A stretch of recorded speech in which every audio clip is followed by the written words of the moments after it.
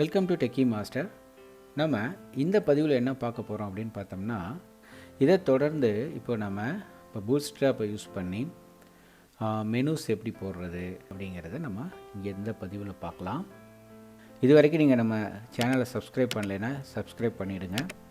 அப்படியே பக்கத்தில் இருக்கக்கூடிய அந்த பெல் ஐக்கானையும் கிளிக் பண்ணிவிடுங்க. வாங்க இப்போ நம்ம பதிவுக்குள்ளே போகலாம்.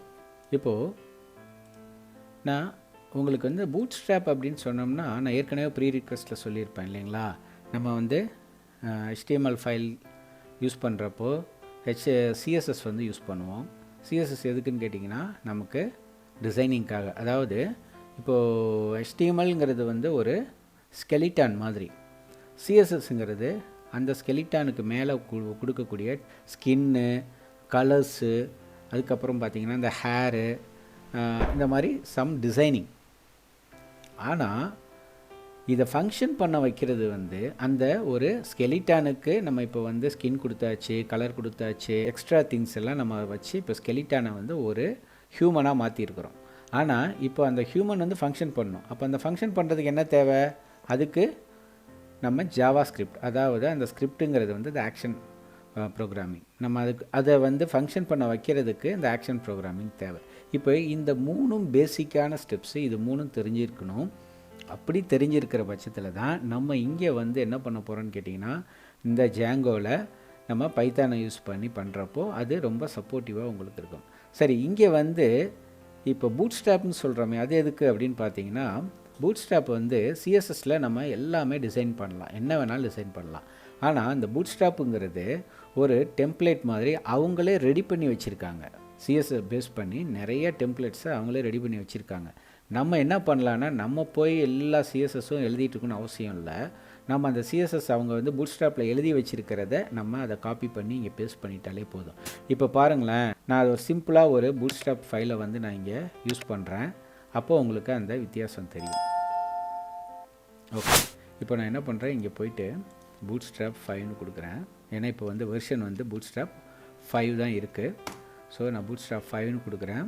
இப்போ இந்த பூட்ஸ்ட்ராப் 5ல் பார்த்தீங்கன்னா, நான் ஜஸ்ட் ஒரு இன்ட்ரோடக்ஷன் பேஜுக்கு போகிறேன். இந்த இன்ட்ரோடக்ஷன் பேஜில் ஜஸ்ட் கெட்டிங் ஸ்டார்டட் அப்படின்ட்டு இருக்கு.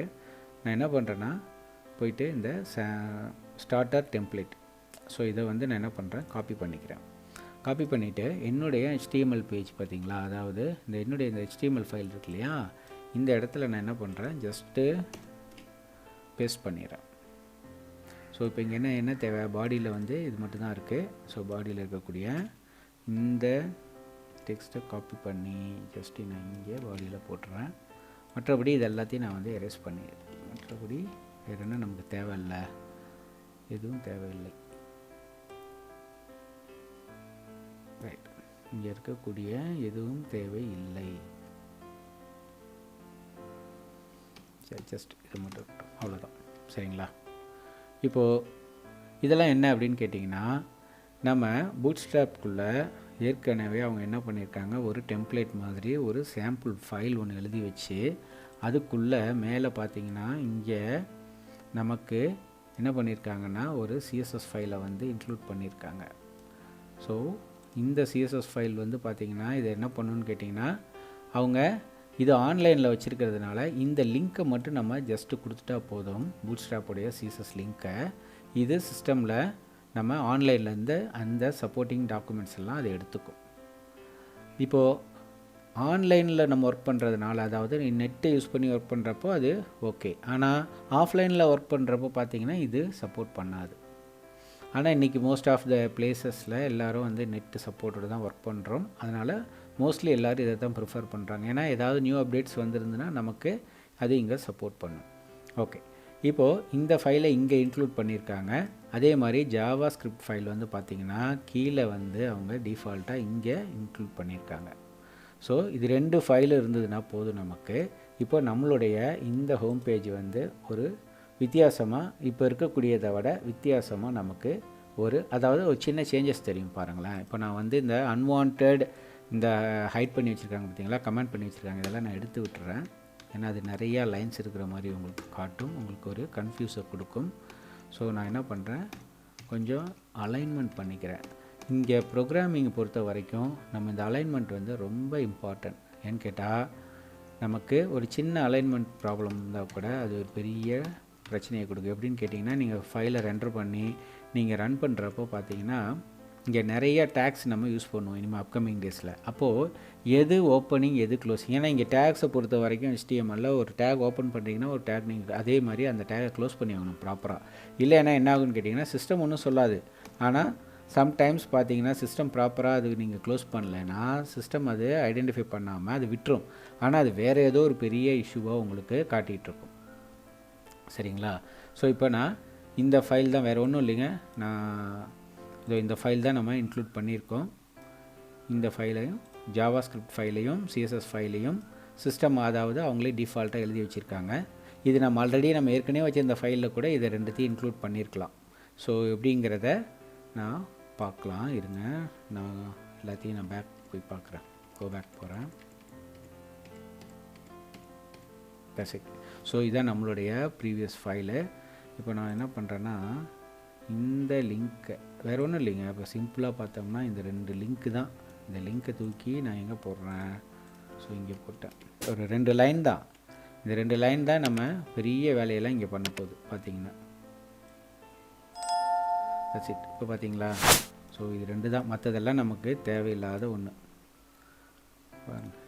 ஸோ இதுதான் நான் இங்கே வச்சுருக்கேன். இப்போது நான் இந்த ஃபைலை உங்களுக்கு வித்தியாசம் புரிஞ்சிருக்குன்னு நான் நம்புகிறேன். நம்ம வச்சுருந்த ஏற்கனவே நம்ம வச்சுருந்த ஃபைல் தான் இங்கே. அதில் நான் இந்த CSS ஃபைலை இந்த ஹெடர் டேக்குள்ளே இன்க்ளூட் பண்ணிட்டேன். இதை பாடியில் லாஸ்ட்டில் நான் இன்க்ளூட் பண்ணியிருக்கேன். ஏன்னா எல்லா டிசைனிங் ஒர்க்கெலாம் முடித்ததுக்கப்புறம் ஸ்கிரிப்டிங் ஒர்க் லாஸ்ட்டில் தான் நடக்கணும். அதனால் இதை லாஸ்ட்டில் நான் வச்சுருக்கேன். ஸோ நான் ஆல்ரெடி இது ஆட்டோ சேவில் இருக்கிறதுனால நான் சேவ் பண்ண அவசியம் இல்லை. பட்டு நான் இதை மறுபடியும் ஃபைலை ரெண்டர் பண்ணிக்கிறேன். இப்போ நான் வேறு ஒன்று ஓப்பன் பண்ணுறேன். இப்போ பாருங்களேன், இந்த ஸ்கூல் மேனேஜ்மெண்ட் சிஸ்டத்துக்கும் இந்த ஸ்கூல் மேனேஜ்மெண்ட் சிஸ்டத்துக்கும் சம் வித்தியாசம் தெரியும். என்னென்னு கேட்டிங்கன்னா, இப்போ இதே நம்ம பூட்ஸ்ட்ராப் ஃபைலை யூஸ் பண்ணிகிட்ருக்குறோம். பூட்ஸ்ட்ராப் ஃபைல் இன்க்ளூட் பண்ணிட்டோம். அது டிஃபால்ட்டாக இப்போ சிஸ்டமில் நமக்கு கனெக்ட் ஆகிடுச்சு. ஸோ இப்போ என்ன பண்ணோம், அதுவே நிறைய கலர்ஸு, அதுவே கொஞ்சம் ஸ்டாண்டர்டாக இருக்கக்கூடிய ஒரு அழகாக இருக்கக்கூடிய ஒரு நமக்கு டிசைனை கொடுக்கும். ஸோ இப்போ அதுதான் பார்த்தீங்கன்னா, இல்லைன்னா நம்ம உட்காந்து எல்லாத்துக்கும் டிசைன் பண்ணிகிட்ருக்கணும். இங்கே இந்த ஃபாண்ட்டுக்கும் அந்த ஃபாண்ட்டுக்கு வித்தியாசம் பாருங்களேன். இந்த ஃபாண்ட்டு கொஞ்சம் ஸ்டைலிஷாக இருக்கிற மாதிரி இருக்குது. ரைட். ஸோ இப்போது நாம் என்ன பண்ண போகிறோம்னு கேட்டிங்கன்னா, நெக்ஸ்ட்டு ஒரு நேவிகேஷன் பார் நம்ம போட போகிறோம். இப்போ இதுக்கு ஒரு நேவிகேஷன் பார் போடணும் இல்லைங்களா? இப்போது நம்ம அக்சஸ் பண்ணணும் இல்லையா, என்னென்ன எதெல்லாம் வச்சு கிளிக் பண்ணால் என்னென்ன ஃபைல் ஆக்டிவேட் ஆகணுன்ட்டு. ஸோ இப்போது அடுத்தது நம்ம ஒரு நேவிகேஷன் பாரை யூஸ் பண்ண போகிறோம். ஸோ இனிமேல் மோஸ்ட்லி நம்ம என்ன பண்ணுவோம்னு கேட்டால் எல்லாமே பூட்ஸ்ட்ராப்லேருந்து எடுத்துக்க போகிறோம். இப்போ நான் இந்த பூட்ஸ்ட்ராப் போய்கிட்டேன். இந்த சர்ச் டாக்குமெண்ட்டில் நான் என்ன பண்ணுறேன், நேவ் பார் அப்படின்னு ஜஸ்ட்டு கிளிக் பண்ணுறேன். பார்த்தீங்கன்னா நேவிகேஷன் பார் இங்கே வந்துடுச்சு. ஸோ இந்த நேவிகேஷன் பாரில் நான் அப்படியே ஜஸ்ட்டு ஸ்க்ரோல் பண்ணுறேன். நமக்கு ஆப்டாக இருக்கக்கூடிய ஒரு ஃபைலை நம்ம எடுத்துக்கலாம். எதுன்னு பார்த்தீங்கன்னா, ஐ திங்க் இது எடுத்துக்கலாம்னு நான் நினைக்கிறேன். ஸோ இதை காப்பி பண்ணிக்கிட்டேன். காப்பினா இங்கே காப்பி பண்ணிங்கன்னா இந்த கோடு அப்படியே, இந்த சோர்ஸ் கோடு அப்படியே இங்கே காப்பி ஆகிடும். சரிங்களா? காப்பி பண்ணிட்டேன். இப்போது நேவிகேஷன் பார் இந்த ஃபைலை நம்ம இங்கே ஒரு புதுசாக இன்னொரு HTML ஃபைல் க்ரியேட் பண்ணணும். அந்த ஃபைலுக்குள்ளே நம்ம இதை வைக்கணும். ஸோ இப்போ நான் என்ன பண்ணுறேன்னா, இந்த டெம்ப்ளேட்குள்ளே ஒரு ஃபோல்டர் க்ரியேட் பண்ணுறேன். அந்த ஃபோல்டரில் நான் என்ன வைக்க போகிறேன் அப்படின்னு கேட்டிங்கன்னா, இன்க்ளூட் அப்படின்னு சொல்லி ஒரு ஃபோல்டர் வச்சுக்கிறேன். இதில் எதெல்லாம் நம்ம இன்க்ளூட் பண்ண போகிறோமோ அதனால் இன்க்ளூட்னு சொல்லி வைக்கிறேன். இந்த இன்க்ளூடுன்னு ஒரு ஃபோல்டருக்குள்ளே மறுபடியும் ரைட் கிளிக் பண்ணி நான் என்ன பண்ண போகிறேன்னு கேட்டால், நேவ் பார் அப்படின்னு சொல்லி ஒரு HTML ஃபைலை வைக்கிறேன். அதில் இதை அப்படியே காப்பி பண்ணியிருக்கோம் இல்லைங்களா, இதை அப்படியே நான் பேஸ்ட் பண்ணுறேன். That's it. ஸோ இங்கே இருக்கக்கூடியது அப்படியே இங்கே பண்ணிட்டேன். என்ன பண்ணியிருக்கேன்னு கேட்டிங்கன்னா, டெம்ப்ளேட்குள்ளே ஒரு ஃபோல்டர், அந்த ஃபோல்டர் நேம் இன்க்ளூடுங்கிற அந்த ஃபோல்டருக்குள்ளே நேவ் பார்னு சொல்லி ஒரு HTML ஃபைல். ஸோ இந்த ஹோம் எங்கே இருக்குதுன்னு கேட்டிங்கன்னா டெம்ப்ளேட்குள்ளே இருக்குது. இது டெம்ப்ளேட்குள்ளே இருக்கக்கூடிய ஒரு இன்னொரு ஃபோல்டர் இன்க்ளூட் அதுக்குள்ளே இருக்குது. ஸோ இதுதான் இப்போது வச்சுருக்கோம். இப்போது நான் இந்த நேவிகேஷன் பாரை இங்கே இன்க்ளூட் பண்ணியாச்சு. இப்போது என்ன பண்ணணும் அப்படின்னு கேட்டிங்கன்னா, இதெல்லாம் வந்து நம்ம கனெக்ட் பண்ணணும். இப்போ இது தனியாக ஒரு ஃபைலாக இருக்குது, இது தனி ஃபைலாக இருக்குது. இப்போ நான் என்ன பண்ணணும், இந்த இந்த நேவிகேஷன் பார் பார்த்தீங்கன்னா, நேவிகேஷன் பார்ங்கிறது என்ன அப்படின்னு கேட்டிங்கன்னா ஒன்றும் இல்லைங்க, ஜஸ்ட் இதை ப்ரெஸ் பண்ணால் உங்களுக்கு தெரியும். ஸோ நேவிகேஷன் பார், இதுதான் நேவிகேஷன் பார் தெரியுதுங்களா மேலே. ஸோ இதுதான் இந்த மாதிரி ஒரு மெனு இருக்கு இல்லையா, அந்த மெனு அதைத்தான் நான் இப்போ காப்பி பண்ணியிருக்கேன். இப்போ நம்மளுடைய ப்ரோக்ராமில் இது யூஸ் பண்ணால் நமக்கு எப்படி வரும், இந்த மாதிரி ஒரு அவுட்புட் வந்து கிடைக்கும் இங்கே இல்லையா.